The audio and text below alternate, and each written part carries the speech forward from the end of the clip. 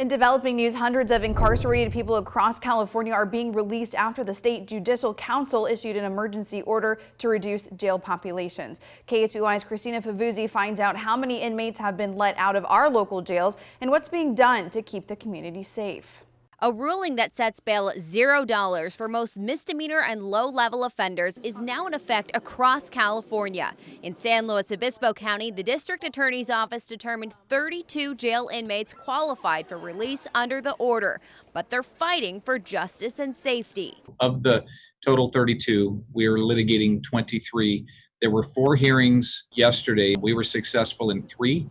One was let out, and that's a person that's charged with embezzlement of millions of dollars. Plus, as of Tuesday morning, 9 inmates convicted of less serious crimes in SLO County like drug possession and petty theft were able to go.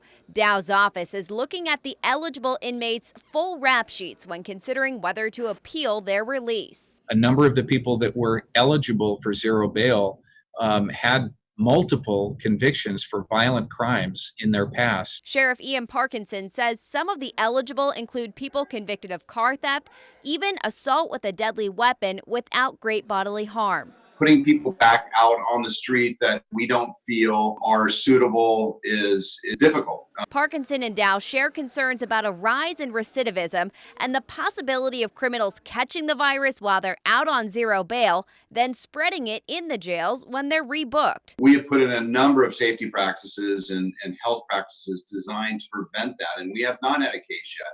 And we deal with this type of thing really every year during flu season. And quite frankly, for people that may not have a healthy environment to return to, the jail is probably more safe for them. Meanwhile, more deputies have been patrolling since the shelter-at-home order took effect. It had an increase of about 75% more deputies on the street in a 24-hour period. An effort to keep the peace and comply with the order. We understand the concern, and that's what we're addressing. Christina Favuzzi, KSBY News.